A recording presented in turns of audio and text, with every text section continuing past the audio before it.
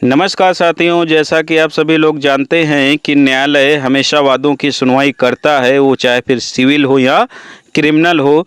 लेकिन कुछ प्रावधान कानून में ऐसे भी हैं कि मामलों को सुनने से इनकार किया जा सकता है, लेकिन वो मैटर अलग होते हैं। जैसे सीपीसी की सेक्शन 10 के बारे में आज बताने वाले हैं। वाद को रोक दिया जाना यानी स्टे ऑफ सूट। ये वाद कौन से हैं और कब रोके जाते हैं, इनके लिए अलग से प्रावधान किया गया है अन्य विधियों में। तो आज हम सिविल मैटर की बात करेंगे, सीपीसी की, सिविल प्रोसीजर की। उन वादों को रोक दिया जाता है जो पहले से वाद किसी न्यायालय में लंबित हैं। इस डॉक्ट्रिन को, इस सिद्धांत को हम रेस सब जुडाइस भी कहते हैं लैटिन भाषा में। वहीं इंग्लिश में स्टे ऑफ सूट और हिंदी में वाद का रोक दिया जाना कहा जाता है। तो धारा 10 की बात करते हैं जो सीपीसी से संबंधित है।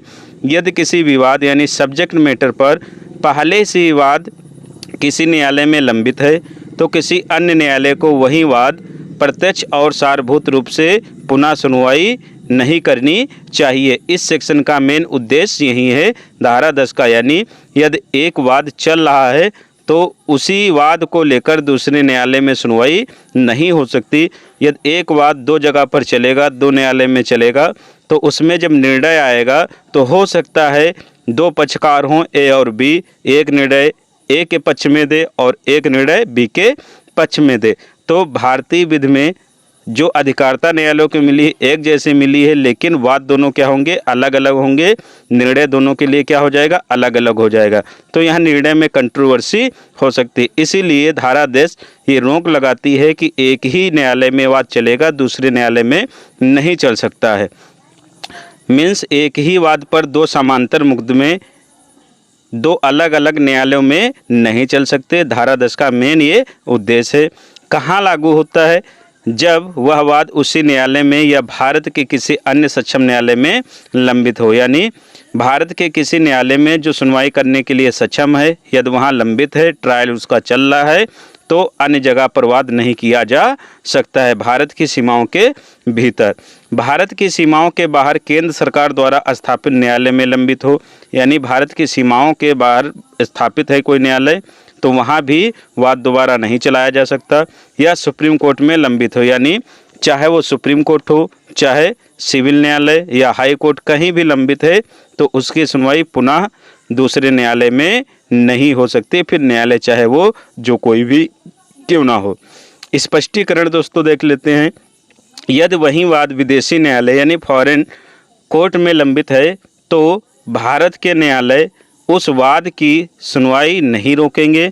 यानी कोई विदेश में क्या है, उसका मुकदमा चल रहा है तो भारत के न्यायालय उस पर सुनवाई कर सकते हैं। केस रेफरेंस है दोस्तों national institute of mental health and neuro sciences बनाम सी परमेश्वर AIR 2005 SC 242 का मामला। ये बहुत ही इम्पोर्टेंट सेक्शन 10 को लेकर मामला है, इसे नोट डाउन कर लेना दोस्तों। जिसमें ये बताया गया था धारा 10 कहाँ कहाँ लागू होती है, कहाँ कहाँ लागू नहीं होती। तो सबसे पहले पॉइंट 1 की बात करते हैं, धारा का लागू ना होना।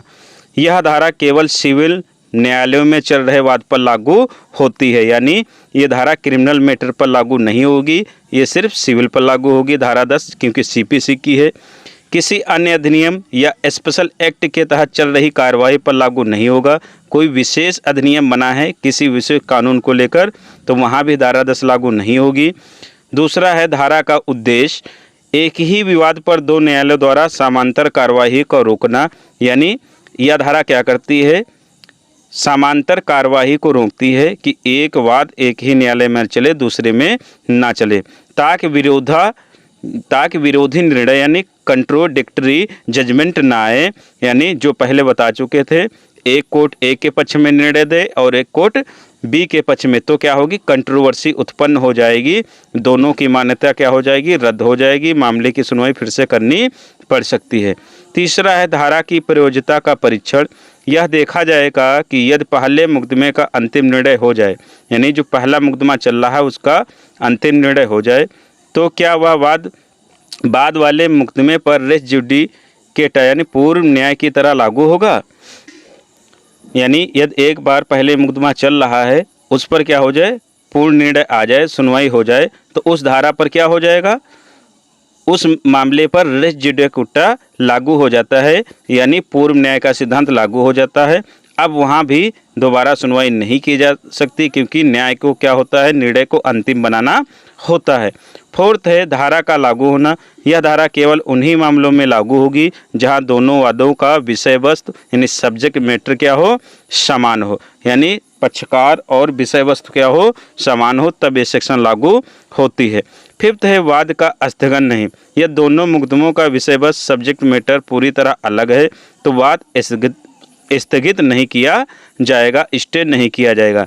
यानी पक्षकार या वाद अलग अलग हैं, वाद मैटर अलग अलग हैं, फैक्ट अलग अलग हैं, तो दोबारा केस दूसरे न्यायालय में किया जा सकता है, समांतर चल सकते हैं। पक्षकार भले ही वही हो, लेकिन केस के फैक्ट जो हैं अलग हैं, तो समांतर न्यायालय में मामला चल सकता है, वहाँ पर रोक धारा 10 नहीं लगाती है।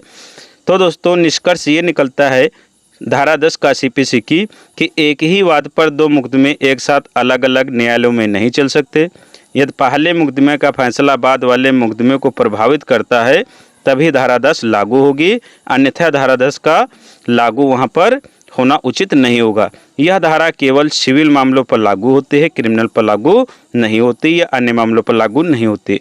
विदेशी न्यायालय में लंबित वाद का भारत में कोई असर नहीं पड़ेगा, भारत के न्यायालय उस पर सुनवाई कर सकते हैं। यदि दोनों मामलों के विषय वस्तु अलग हैं तो वाद नहीं रुकेगा और वाद चलता रहेगा, यानी फिर चाहे दो न्यायालय हों या तीन हों, बस वाद मैटर विषय वस्तु क्या होनी चाहिए, अलग होती है।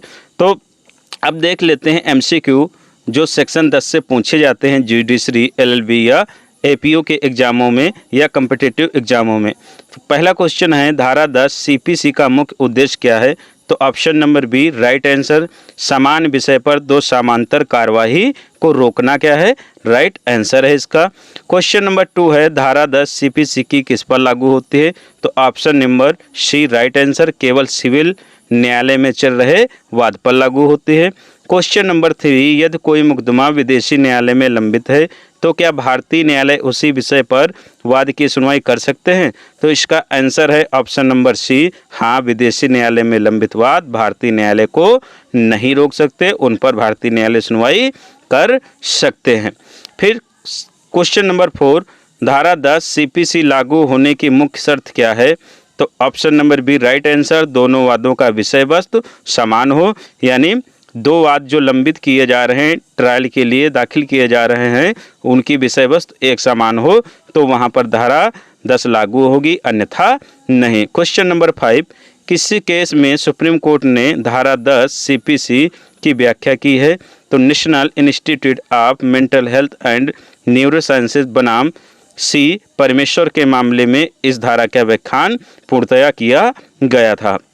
क्वेश्चन नंबर 6 धारा 10 सीपीसी लागू नहीं होगी यदि option number C right answer, दोनों मुकदमों का विषय वस्तु पूर्णतया अलग हो, यानी दोनों मुकदमे जो चल रहे हैं उनकी विषय वस्तु अलग अलग हो, तब धारा 10 लागू नहीं होगी।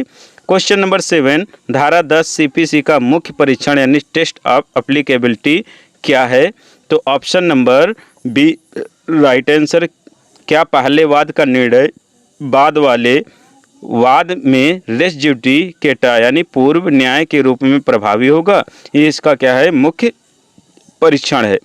क्वेश्चन नंबर 8 धारा 10 सीपीसी की किस न्यायालय द्वारा स्थापित विदेशी न्यायालय पर लागू हो सकती है, तो ऑप्शन नंबर बी केंद्र सरकार द्वारा स्थापित और समान अधिकारिता वाले विदेशी न्यायालय पर लागू हो सकती है, यानी वो भारत सरकार के द्वारा क्या हैं, स्थापित है, तो भारतीय ही माने जाएंगे, तब वो वहाँ पर सेक्शन 10 लागू होगी। क्वेश्चन नंबर 9 धारा 10 सीपीसी का संबंध किससे है, रेस जुडिकाटा से है। क्वेश्चन नंबर 10 यदि दोनों वादों का विषय वस्तु समान है लेकिन पक्षकार अलग हैं तो धारा 10 सीपीसी की लागू नहीं होगी, यानी ऑप्शन नंबर ए क्या है, राइट आंसर है, वहाँ पर धारा 10 लागू नहीं होते। तो दोस्तों आज के लिए वीडियो में इतना ही था। वीडियो कैसा लगा कमेंट बॉक्स में ज़रूर बता दें और वीडियो को लाइक शेयर करना ना भूलें। चैनल पे नए हैं तो चैनल को सब्सक्राइब कर ले, बेल आइकन दबा दें। और यदि हमसे जुड़ना चाहते हैं फेसबुक पेज से, फेसबुक प्रोफाइल से या व्हाट्सएप चैनल से नोट पाने के लिए तो डिस्क्रिप्शन कमेंट बॉक्स में लिंक पिन है, ज्वाइन कर सकते हैं। वहां आपको वीडियो के नोट्स मिलते रहेंगे। मिलते हैं नेक्स्ट वीडियो में, तब तक के लिए नमस्कार दोस्तों। जय हिंद, जय भारत।